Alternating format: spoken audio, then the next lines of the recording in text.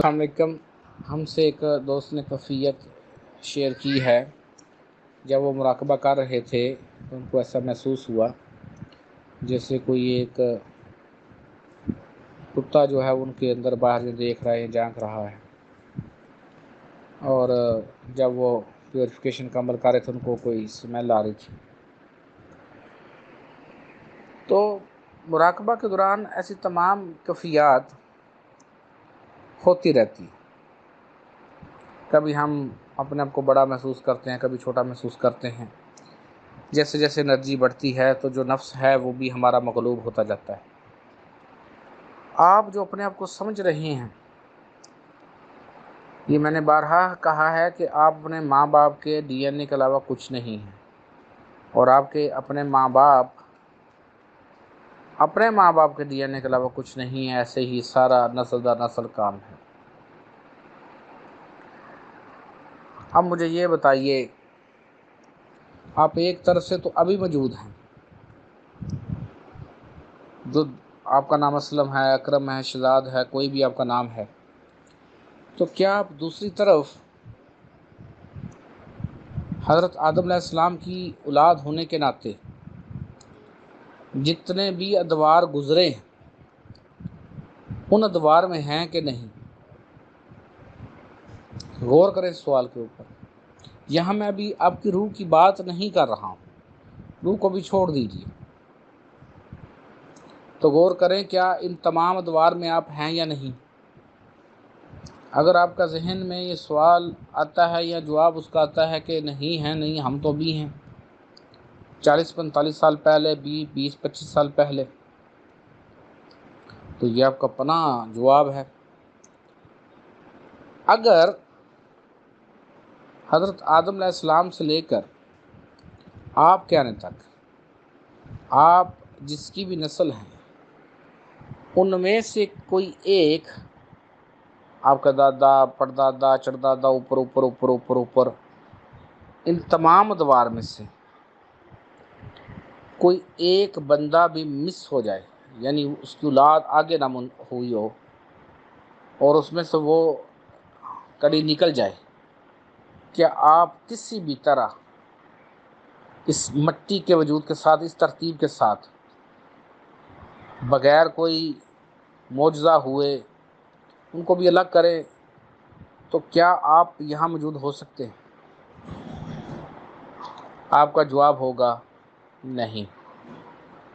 دوبارہ سمجھیے گا، ہم سب آدم علیہ السلام کی اولاد ہیں، آپ یہاں موجود ہیں، آپ اپنے ماں باپ کا ڈی این اے ہیں، وہ اپنے ماں باپ کا ڈی این اے ہیں، وہ آگے آگے آگے جاتے ہیں۔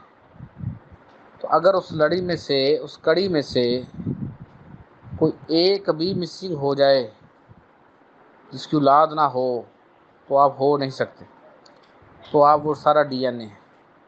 اب وہ تمام ڈی این اے، ان تمام واقعات کو، ان تمام خیالات کو آپ نے اپنے اندر رکھا ہوا ہے۔ آپ کا اگر ایک ڈی این اے کا صرف 1 گرام ہو تو اس پر اتنا ڈیٹا لکھا جا سکتا ہے، اتنا ڈیٹا لکھا جا سکتا ہے جس کا حساب ہی نہیں۔ اچھا، اب یہ بتائیے، حضرت ابراہیم علیہ السلام کی جو لوگوں کی، حضرت ابراہیم علیہ السلام نے جو لوگوں کی اصلاح کے لیے کوشش کی، وہ کیا تھی؟ کیا حضرت ابراہیم علیہ السلام ان سے پیسے مانگ رہے تھے؟ کیا مسئلہ تھا؟ تو حضرت ابراہیم علیہ السلام کو آگ میں ڈلوایا جاتا ہے۔ وہ تو اللہ پاک کا احسان ہے کہ وہ آگ گلزار ہو گئی اور اسے گلزار ہونا تھا۔ اب بتائیے، وہ جو وہاں لوگ موجود تھے سارے کے سارے، انہوں نے کیا کیا؟ اگر آپ کہتے ہیں وہ نیوٹرل ہیں، تو کیا وہ اس جرم میں شریک ہیں کہ نہیں ہیں؟ ایسے ہی آپ تمام پیغمبروں کا جب دور پڑھتے ہیں، یہ جب جان نہیں نکلتی، آپ سورۃ یاسین پڑھ پڑھ کر جانیں نکلوا دیتے ہو لوگوں کی، اکثر جگہوں پر آپ ایسے کرتے ہو، تو اسی میں واقعہ لکھا ہوا ہے، اس پہ کبھی غور تو کرتے ہیں؟ وہ جب پیغمبر اس میں آتے ہیں، سورۃ یاسین میں لکھا ہے، سمجھانے کے لیے آتے ہیں، تو وہاں کے لوگ کیا کرتے ہیں؟ سارے واقعات تمہارے سمجھنے کے لیے، ابھی اس کو واقعہ کو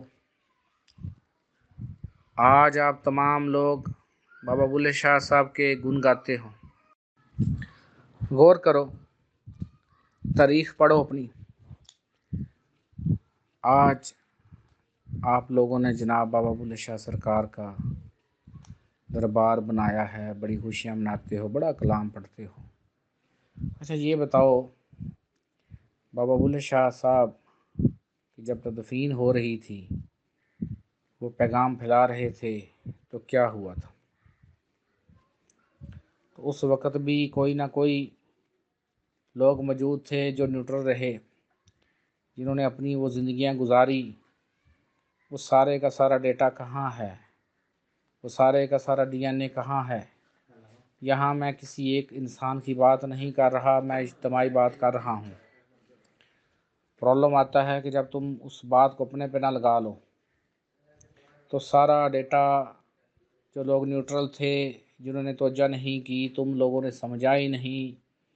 اتنی عظیم ہستیاں گزریں، ابھی بے شک تم ان کے جتنے مرضی قصیدے پڑھ لو، ابھی جو مرضی ان کی تعریفیں کر لو، اور آپ لوگوں کو تو بس بعد میں یہی عقیدتیں ہی رہ جاتی ہیں، اور بس تم بڑے وہ میلے شلے بھی لگانا شروع کر دیتے ہو۔ تعلیمات ان کی تم سمجھتے نہیں ہو، لیتے نہیں ہو۔ کبھی کاش اس دور کے لوگ ان عظیم ہستیوں کے پاس بیٹھتے اور سمجھتے، تو تمہاری زندگیاں بدلی ہوئی ہوتی۔ تم تو، یا تم سے مراد وہ اکثریت لوگ جو شعور نہیں رکھتے، جو سمجھتے نہیں ہیں، اور یہاں پہ تو بس بابا اگر کوئی ہے یا نہیں، اگر آپ اکثر جگہوں پہ ایک درخت کے اوپر جوتا لٹکا دو اور نیچے لکھ دو یہ جوتا لٹکانے سے لڑکا ہوتا ہے، تو اگلے سال جب واپس گزرو گے تو دیکھ لینا کم از کم 1000 جوتا تو لٹکا ہی ہوا ہوگا۔ صرف ایک مثال دے رہا ہوں۔ اور پھر کچھ لوگ کہتے ہیں جی تصوف اور روحانیت یہ پتہ نہیں کیا چیز ہے، اور وہ سمجھنا ہی نہیں چاہتے۔ جب وہ آپ کو بتایا جاتا ہے کہ آپ علم پڑھنے کے لیے کسی ٹیچر کے محتاج ہیں، تو یہ علم آپ کیسے سیکھ سکتے اس کے بغیر؟ تم لوگوں کو تو گروپوں میں بانٹ لیا گیا ہے۔ لیکن خیر بات ہو رہی تھی اس کیفیت کی، تو دوسرے لوگوں کے ساتھ بھی ایسے ہی معاملات ہیں۔ اب وہ تمام ڈیٹا جو نیوٹرل جب آپ رہے تھے ان عظیم ہستیوں کے وقت، تو آپ مجرم ٹھہرے ہیں، یہ بات ذہن میں رکھیے گا۔ یہاں یہ مت سمجھا جائے کہ میں کوئی اکیلے آپ کی بات کر رہا ہوں، یا روحانی طور پر جو ڈی این اے آیا ہے اس کی بات کر رہا ہوں جو نیوٹرل رہا ہے۔ ابھی آپ کے ملک میں، ہمارے ملک میں، آپ کو پتہ ہے کہ جب یہ لائٹ کا ایشو بنا تو جو کچھ لوگ امیر تھے انہوں نے یو پی ایس بنوا لیے۔ اب جب لائٹ آئی تو انہوں نے یو پی ایس میں لائٹ لے لی، دوسرے بندوں کو کم لائٹ ملی۔ آپ کہہ سکتے ہیں کہ وہ جتنی ہم نے لائٹ استعمال کی اس کا بل دیا، لیکن اگر آپ اس لائٹ کو ذخیرہ نہ کرتے، آپ نے ذخیرہ کیا لائٹ کو، اگر آپ اس لائٹ کو ذخیرہ نہ کرتے تو 5-10 منٹ کسی دوسرے انسان کو بھی وہ لائٹ ملتی، تو 5-10 منٹ مزید اس کو کچھ سکون ملتا۔ تو کیا تم لوگوں نے ان کا حق اپنے لیے ذخیرہ کیا کہ نہیں کیا؟ یہ اپنے کردار پہ دیکھا کرو۔ اللہ پاک کہتے ہیں کہ اللہ پاک تو کسی پہ ظلم نہیں کرتا، تمہارے اپنے ہاتھوں کی کمائیاں ہیں۔ یہ ایسا ہوگا، ایسی کیفیت ہونی ہے، کیونکہ آپ کے ڈی این اے نے پیوریفائی ہونا ہے، اس میں وہ تمام چیزیں باہر آنی ہیں۔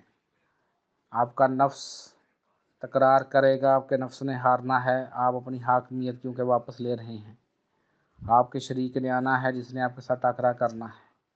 ان کیفیات کو بالکل ریلیکس ہو کر ریلیز کر دیجئے، ریلیکس رہیے اور مشق جاری رکھیے۔ کلاسز اٹینڈ کرتے رہیں، جیسے جیسے انرجیاں بڑھتی جائیں گی ایسی بہت ساری کیفیات آتی جائیں گی۔ ان کیفیات سے گزرتے گزرتے انشاءاللہ ہم اس مقام پر پہنچیں گے۔ امید ہے جو آپ کی سمجھ آ گئی ہوگی، نہیں سمجھی تو دوبارہ پوچھ سکتے ہیں۔